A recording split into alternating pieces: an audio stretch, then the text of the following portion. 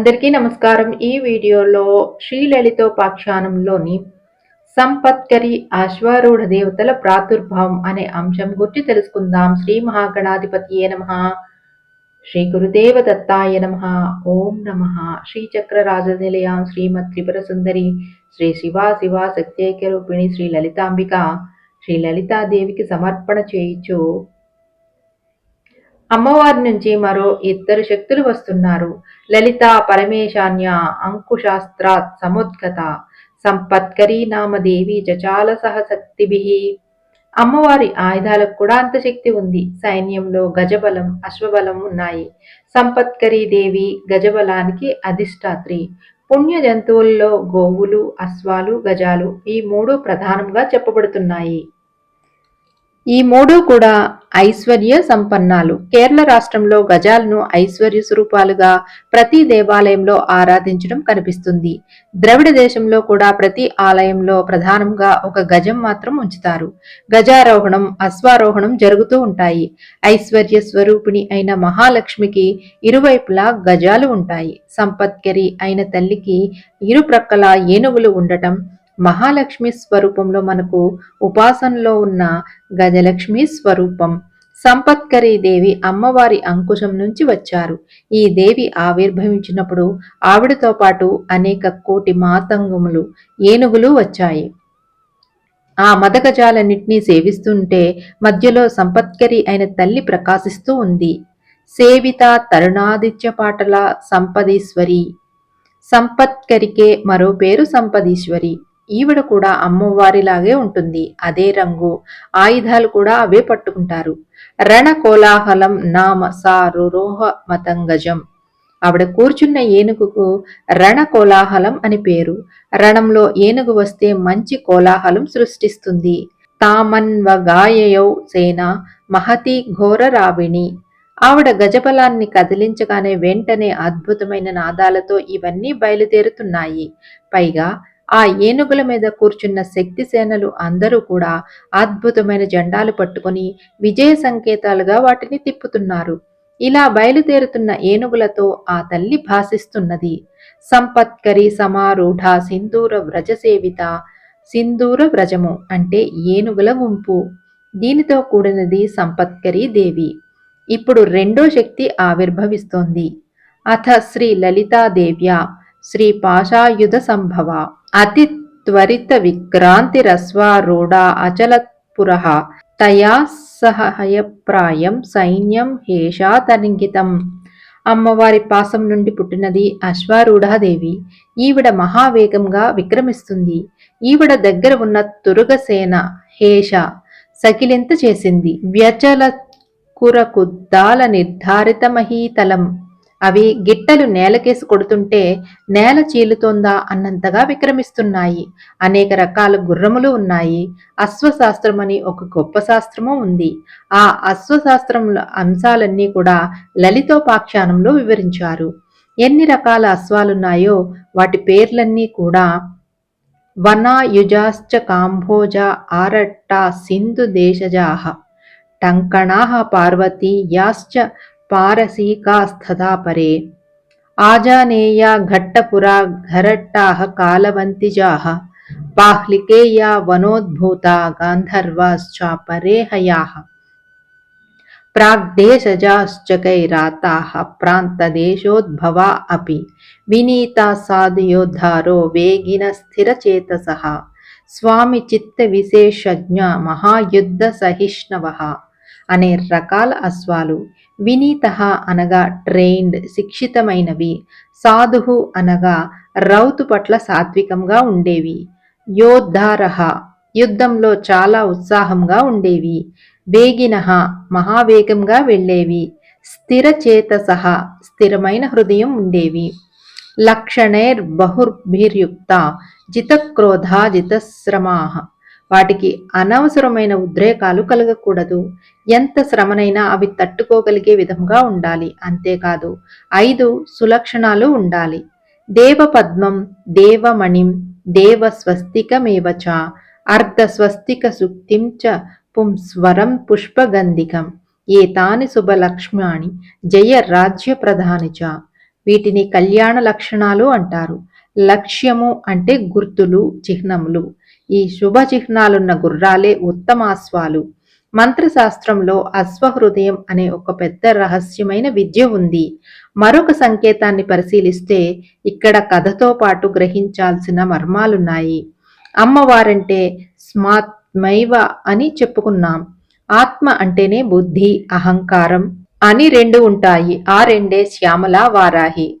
అవిద్య వల్ల మరో రెండు దుర్లక్షణాలు వస్తాయని చెప్తున్నారు. ఒకటి మదం, రెండవది ఇంద్రియాలతో ఐక్యం చెందిపోయి నేనే దేహాన్ని అనే దేహాత్మ భ్రాంతి.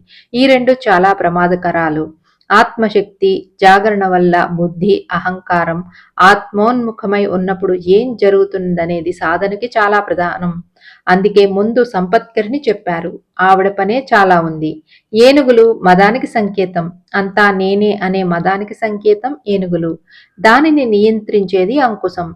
అమ్మవారి అంకుశంలోంచి వచ్చిన ఈ సంపత్కరి శక్తిని మనం ఆరాధన చేస్తే ఈ మదాన్ని ఆవిడ నిగ్రహిస్తుంది. మదాన్ని నిగ్రహిస్తే గాని ఆధ్యాత్మిక సాధన ముందుకి జరగదు. సంపత్కరీ దేవి మద నిగ్రహానికి ముందు ఉంటుంది. ప్రతి వాడికి ధనమదమో, విద్యామదమో, బుద్ధిమదమో ఏదో ఒక మదం ఉంటుంది. ఈ మద నిగ్రహణ జరగాలంటే సంపత్కరీ దేవి అనుగ్రహం కావాలి. ఎవరికైనా చివరికి కావాల్సింది ఆత్మజ్ఞానమే. అదే లలితాదేవి భండాసురుడి మీద సాధించిన అసలైన విజయం. ఇవన్నీ లోపల జరగాల్సిన ప్రక్రియలు. ఇవన్నీ సంకేతాలు. రెండవది ఇంద్రియాలు. ఇంద్రియాణి హయాన్యాహువు అని ఉపనిషత్తు పరిభాష. ఇంద్రియాలే గుర్రాలు. అవే మన బుద్ధిని ఎటు పడితే అటు లాగేస్తున్నాయి. గుర్రాలు ఎలా చెప్తే అలా రౌతు వింటాడా? రౌతు చెప్పినట్లు గుర్రాలు వినాలి. గుర్రాన్ని నిగ్రహించాలంటే తాడుతో కట్టి నియంత్రించాలి.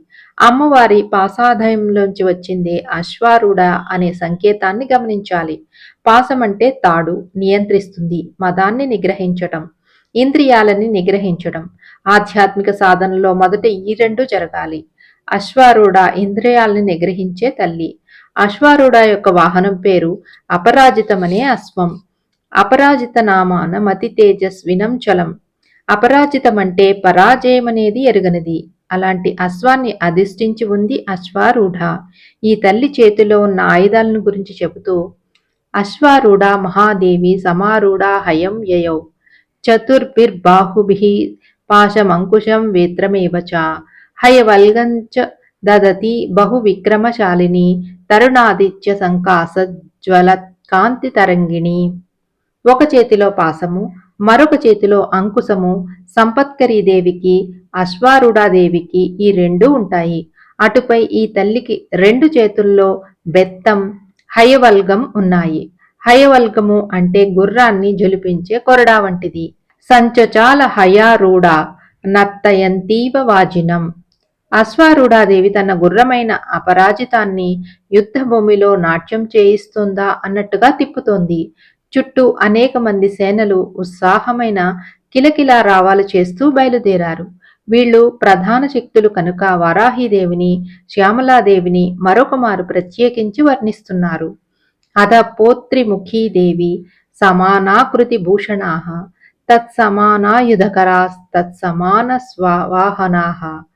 వారాహిదేవి యొక్క సేనలందరూ వరాహముఖం కలిగిన దేవతలు. అచ్చం వారాహిదేవి వలె ప్రకాశిస్తూ ఉన్నారు. వీళ్లంతా వారాహిదేవి నుంచి వచ్చిన వారు కనుక ఆమెలానే భాసిస్తూ ఉన్నారు. తీక్ష్ణ ధ్వంస్ట్ర వినిక్షూత వహ్ని ధూమాయితాంబరా.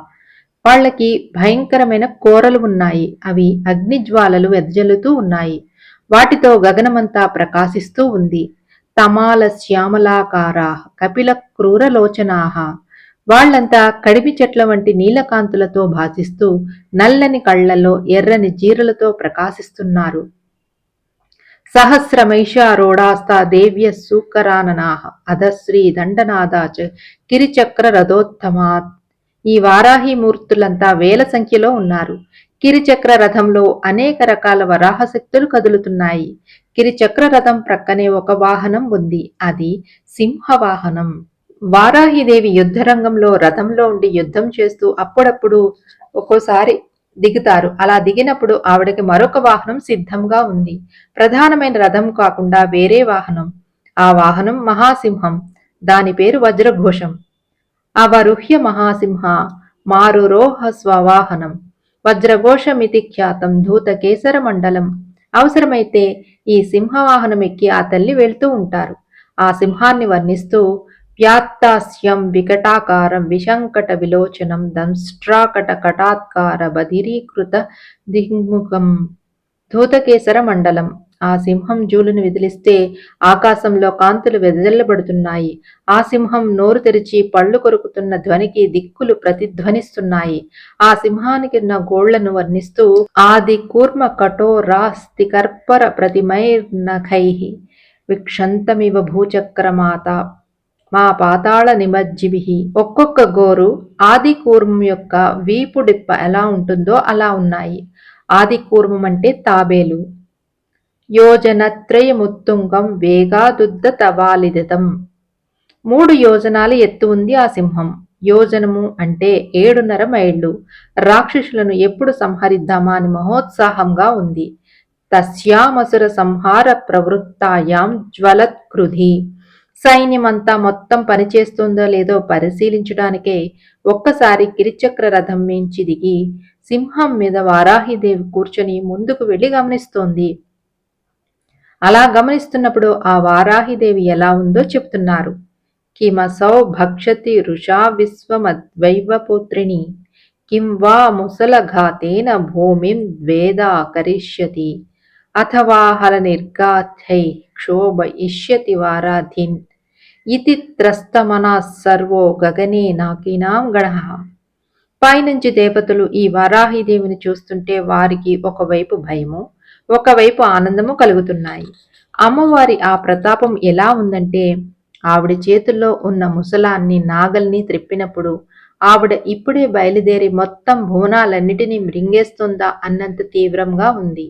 ఆ రోకలిపోటుతో భూమిని ముక్కలు చేసేస్తుందా లేదా ఆ నాగల్ని విసిరి సముద్రాన్ని సైతం చీల్చుతుందా అనిపించేటట్టు ఉంది. ఇలా వారాహిదేవి సిద్ధమపగానే వెంటనే పైనుంచి దేవతలందరూ నమస్కరిస్తున్నారు. వవందిరేచతే ఏవా బద్ధాంజలి పుటాంచితాః ముహూర్ద్వాదశ నామాని కీర్తయంతో నభస్థలే. ఇది శ్రీలలితోపాఖ్యానంలోని సంపత్కరి అశ్వారూఢ దేవతల ప్రాదుర్భావం అనే అంశం సంపూర్ణము. వచ్చే అధ్యాయంలో శ్రీ వారాహి ద్వాదశ నామములు అనే అంశం గురించి తెలుసుకుందాం. శ్రీమాత్రే నమః. ఈ వీడియో మీకు నచ్చినట్లయితే లైక్ చేయండి, షేర్ చేయండి మరియు సబ్స్క్రైబ్ చేయండి. అందరికీ ధన్యవాదములు.